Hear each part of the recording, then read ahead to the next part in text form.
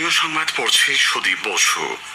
এখনকার বিশেষ বিশেষ খবর হলো, কলকাতার গার্ডেন রিচে নির্মীয়মান বহুতল ভেঙে অন্তত 2 জন প্রাণ হারিয়েছেন, আহত অনেকে।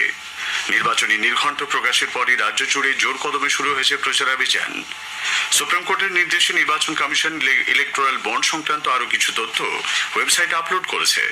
একমাত্র বামফ্রন্ট নির্বাচনী বন্ডে সহায়তা নেয়নি বলে সিপিআইএম এর সাধারণ সম্পাদক মোহাম্মদ সেলিম মন্তব্য করেছেন। সন্দেশখালীতে ইডি আধিকারিকদের উপর হামলার ঘটনায় শেখ শাহজাহানের ভাই সহ ধৃত 3 জনের 5 দিনের সিবিআই হেফাজত। দক্ষিণবঙ্গে আগামী বুধবার পর্যন্ত বিক্ষিপ্ত বৃষ্টির পূর্বাভাস দিয়েছে আবহাওয়া দপ্তর। আসি বিস্তারিত খবরে। কলকাতার গার্ডেন রিচে নির্মীয়মান বহুতল ভেঙে পড়ায় অন্তত 2 জন প্রাণ হারিয়েছেন, আহত অনেকে। গার্ডেন রিচ 134 নম্বর ওয়ার্ডের ফতেপুর ব্যানার্জি পাড়া লেনে মধ্যরাতের কিছু আগেই নির্মীয়মান 5 তলা একটি বাড়ি হুড়মুড়িয়ে ভেঙে পড়ে। আশপাশে বেশ কয়েকটি ঝুপড়ি ধ্বংসস্তূপের নিচে চাপা পড়ে যায়। খবর পেয়ে ঘটনাস্থলে পৌঁছয় দমকল ও বিপর্যয় মোকাবিলা বাহিনীর সদস্যরা। উদ্ধার কাজে হাত লাগান স্থানীয়রা। জখম অবস্থায় অন্তত 15 জনকে উদ্ধার করা হয়েছে বলে খবর। তাদের কলকাতার বিভিন্ন হাসপাতালে পাঠানো হয়েছে। এখনো ধ্বংসস্তূপ সরানোর কাজ চলেছে, ফলে অনেকেই চাপা পড়ে রয়েছেন বলে আশঙ্কা। গ্যাস কাটার নিয়ে কাজ করছেন বিপর্যয় মোকাবিলা বাহিনীর কর্মীরা। ঘটনাস্থলে ছুটে যান কলকাতার নগরপাল বিনীত গোয়েল সহ উচ্চপদস্থ পুলিশ আধিকারিকরা। সেখানে যান মেয়র ফিরহাদ হাকিম ও দমকল মন্ত্রী সুজিত বসু। বিজেপির যুব মোর্চা নেতা ইন্দ্রনীল খাও সেখানে যান। তিনি বেআইনি নির্মাণের জন্য প্রশাসনের দিকে অভিযোগের আঙুল তোলেন। কলকাতায় আমরা দেখেছি সে গার্ডেন রিচ এলাকা বলুন, তপসিয়া, তিন জায়গায় কিছু কিছু জায়গাতে এত ইলিগাল, এত অবৈধ কনস্ট্রাকশন, কোনো রুলস রেগুলেশন কিচ্ছু মানে না। কত মানুষকে আজকে সংখ্যায় দিন কাটাতে হচ্ছে। এখন অনেক মানুষ ভেতরে নিচে এই বিল্ডিং এর নিচে ফেসে আছে। আজকে যদি প্রপার সিভিক্স ইনফ্রাস্ট্রাকচার থাকতো, সিভিক সিস্টেম থাকতো, রুলস অ্যান্ড রেগুলেশন যদি সঠিকভাবে মানা হতো, কলকাতা পুলিশ যদি সঠিক নজরদারি করতো, তাহলে কিন্তু এই দিন এই রাত এত সংখ্যায় কাটাতে হতো না। দ্রুত উদ্ধার কাজের জন্য পর্যাপ্ত সহায়তা পাঠাতে নিজের এক্স হ্যান্ডেলে আবেদন জানিয়েছেন বিরোধী দল নেতা শুভেন্দু অধিকারীও। স্থানীয়দের অভিযোগ, সম্পূর্ণ বেআইনিভাবে বহুতলটি নির্মাণ কাজ চলছিল। রাস্তা অত্যন্ত সংকীর্ণ হয়, বিপর্যয় মোকাবিলা বাহিনী ও দমকলের পৌঁছতে বেশ কিছুটা সময় লেগে যায়। আশপাশের বাড়ি থেকেও আতঙ্কে বাসিন্দারা রাস্তায় বেরিয়ে এসেছেন। পাশের একটি ভবনও ক্ষতিগ্রস্ত হয়েছে। ওই অঞ্চলে বেআইনিভাবে বহুতল নির্মাণ হচ্ছে বলে অভিযোগ করেছেন স্থানীয়রা। নির্বাচনী নির্ঘণ্ট প্রকাশের পরই জোর কদমে শুরু হয়েছে প্রচারাভিযান। বাঁকুড়া লোকসভা কেন্দ্রে ধলডাঙ্গা মোড়ে গতকাল চায় পে চর্চা সারেন বিজেপি প্রার্থী ডক্টর সুভাষ সরকার। তিনি বলেন, 2014 সালে প্রধানমন্ত্রী নরেন্দ্র মোদী চায় পে চর্চা শুরু করেছিলেন, তা মানুষের মধ্যে ব্যাপক সাড়া ফেলে। তাই জনসংযোগের মাধ্যম হিসেবে চাকেই তিনি বেছে নিয়েছেন। অন্যদিকে তৃণমূল কংগ্রেস প্রার্থী অরূপ চক্রবর্তী শহরের সার্কিট হাউস মোড়ে চায়ের আড্ডায় বসেন। মালদায় দলীয় প্রার্থীদের সমর্থনে কর্মী সভায় অংশ নেন রাজ্যের মন্ত্রী তথা কলকাতা পুরসভার মেয়র ফিরহাদ হাকিম। তিনি বলেন, বিজেপি সরকার সিএএ চালু করে দেশের মানুষের মধ্যে বিভেদ সৃষ্টি করতে চাইছে।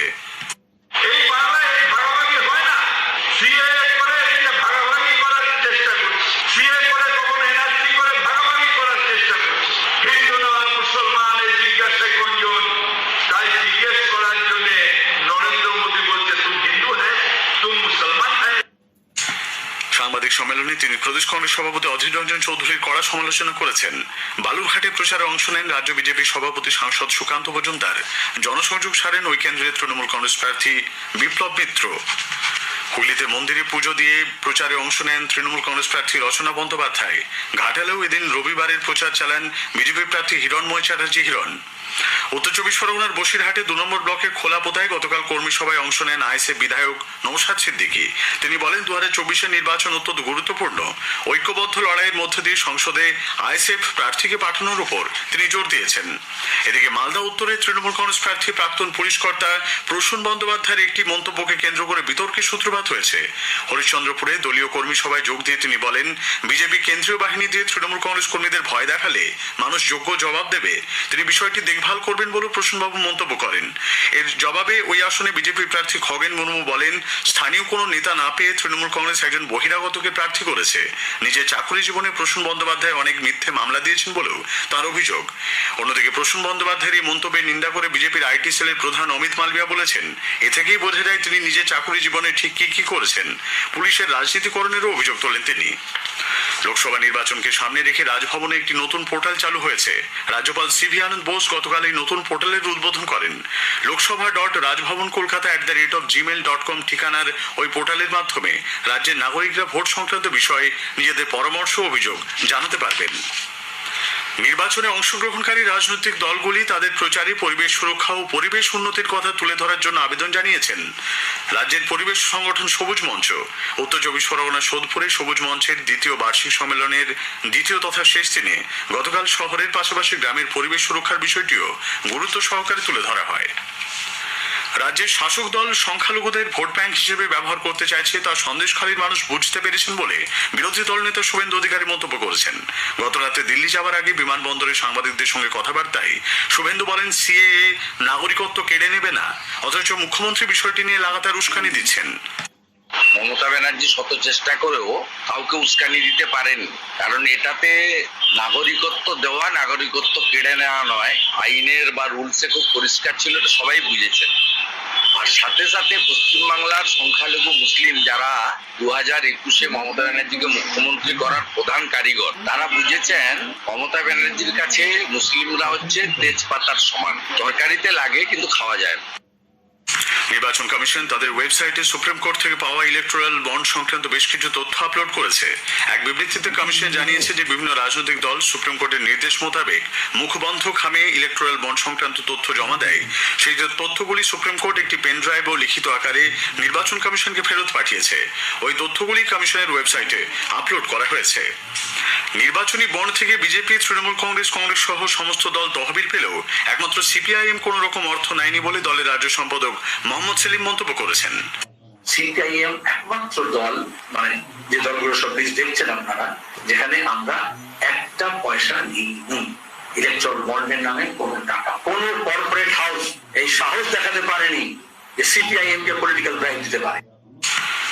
এদিকে রাজ্যে আরো একটি লোকসভা আসনে গতকাল প্রার্থীর নাম ঘোষণা করেছে বামফ্রন্ট। আলিপুরদুয়ার তপশিলি উপজাতি আসনে মিলিও রাও আরএসপি প্রার্থী হচ্ছেন। প্রার্থী তালিকা নিয়ে রাজ্যের বিরোধী দলগুলিকে কটাক্ষ করেছে রাজ্যের শাসক দল তৃণমূল কংগ্রেস। গতকাল এক সাংবাদিক বৈঠকে রাজ্যের মন্ত্রী ব্রাত্য বসু বলেন, নাম প্রকাশ করতে এত বিলম্ব হচ্ছে কেন? তমলুকের সিট নিয়ে কাজিয়া হচ্ছে, কি দাঁড়াবে ফাইনালি? না দমদমে, নাকি উত্তর কলকাতায়? তা এইগুলো আপনাদের অভ্যন্তরীণ ব্যাপার।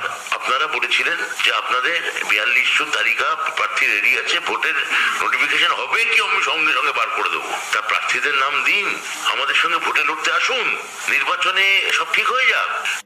স্থানীয় সংবাদ শুনছেন আকাশবাণী কলকাতা কেন্দ্র থেকে। উত্তর চব্বিশ পরগনা সন্দেশখালীতে গত 5ই জানুয়ারি ইডি আধিকারিকদের উপর হামলার ঘটনায় শেখ শাহজাহানের ভাই শেখ আলমগীর সহ ধৃত 3 জনের 5 দিনের সিবিআই হেফাজত হয়েছে। নিজাম প্যালেসে দীর্ঘ 9 ঘন্টা ম্যারাথন জিজ্ঞাসাবাদের পর আলমগীর এবং শাহজাহান ঘনিষ্ঠ মাহফুজার মোল্লা ও সিরাজুল মোল্লাকে সিবিআই গ্রেপ্তার করে। এদিকে ইডির উপর হামলার ঘটনায় শেখ শাহজাহান ঘনিষ্ঠ ব্যবসায়ী ফারুক পাইক, মইদুল ও মাফিজুলকে নিজাম প্যালেসে প্রায় 10 ঘন্টায় জেরা করেছে সিবিআই। ইডি আধিকারিকদের উপর হামলার ঘটনায় রাজ্য পুলিশের হাতে গ্রেপ্তার 2 অভিযুক্তের বাড়ি গিয়ে তাদের পরিবারের সঙ্গে দেখা করেছেন সিবিআই আধিকারিকরা। রামপুরে সঞ্জয় মণ্ডলের বাড়িতে গিয়ে তার পরিবারের সঙ্গে দেখা করে 5ই জানুয়ারি ঠিক কি হয়েছিল সে সম্পর্কে পরিবারের সদস্যদের জিজ্ঞাসাবাদ করা হয়। কুতুবউদ্দিন সর্দার নামে এক ঠিকা শ্রমিকের সঙ্গেও কথা বলেছেন সিবিআই আধিকারিকরা। লোকসভা নির্বাচন ঘোষণা হলেও ন্যাশনাল টেস্টিং এজেন্সি এনটিএর স্নাতক স্তরে ভর্তির সিইউটি ইউজি পরীক্ষা নির্ধারিত সময়ে হবে বলে জানানো হয়েছে। 15 থেকে 31 মের মধ্যে এই পরীক্ষা নেওয়া হবে বলে UGC chairperson M Jagadish Kumar জানিয়েছেন। এই সময়ের মধ্যে 20 এবং 25 মে ভোট গ্রহণের দিন নির্ধারিত রয়েছে। 26 মার্চ এই পরীক্ষার জন্য আবেদনপত্র গ্রহণ প্রক্রিয়া শেষ হলে পরীক্ষার চূড়ান্ত দিনক্ষণ জানানো হবে বলে তিনি উল্লেখ করেন। দক্ষিণবঙ্গে আগামী বুধবার পর্যন্ত বিক্ষিপ্ত বৃষ্টির পূর্বাভাস দিয়েছে আলিপুর আবহাওয়া দপ্তর। কলকাতা ছাড়াও ঝড় বৃষ্টি হবে 2 চব্বিশ পরগনা, হাওড়া, হুগলি, নদিয়া, মুর্শিদাবাদ, 2 বর্ধমান, পুরুলিয়া, বাঁকুড়া, 2 মেদিনীপুর ও ঝাড়গ্রামে। আজ সকালে দিনের সর্বনিম্ন তাপমাত্রা কলকাতায় রেকর্ড করা হয়েছে 24.6 ডিগ্রি সেলসিয়াস, স্বাভাবিকের থেকে যা 1 ডিগ্রি বেশি। গতকাল সর্বোচ্চ তাপমাত্রা ছিল 30.3 ডিগ্রি সেলসিয়াস, স্বাভাবিকের থেকে 4 ডিগ্রি কম। ইস্টবেঙ্গল ক্লাবের 61তম বার্ষিক ক্রীড়া প্রতিযোগিতা গতকাল ক্লাব মাঠে অনুষ্ঠিত হয়। বিভিন্ন ক্লাবের 500 জন প্রতিযোগিতা অংশ নেন। বয়সভিত্তিক বিভিন্ন বিভাগে প্রতিযোগিতা আয়োজিত হয়েছে। কলকাতার রবীন্দ্র সরোবরে অ্যামেচার রোয়িং অ্যাসোসিয়েশনের of the east and far east rowing championship আজ শুরু হচ্ছে। আয়োজক লেক ক্লাব ছাড়া বেঙ্গল রোয়িং ক্লাব, পুনের কলেজ অব ইঞ্জিনিয়ারিং, মাদ্রাসা বোর্ড ক্লাব এতে অংশ নেবে। শেষ করার আগে স্থানীয় সংবাদের বিশেষ কিছু অংশ আরও একবার। কলকাতার গার্ডেন রিচে নির্মীয়মান বহুতল ভেঙে অন্তত 2 জন প্রাণ হারিয়েছেন, আহত অনেকে। নির্বাচনী নির্ঘণ্ট প্রকাশের পরই রাজ্য জুড়ে জোর কদমে শুরু হয়েছে প্রচারাভিযান। সন্দেশখালীতে ইডি আধিকারিকদের উপর হামলার ঘটনায় শেখ শাহজাহানের ভাই সহ ধৃত 3 জনের 5 দিনের সিবিআই হেফাজত। স্থানীয় সংবাদ শেষ হলো।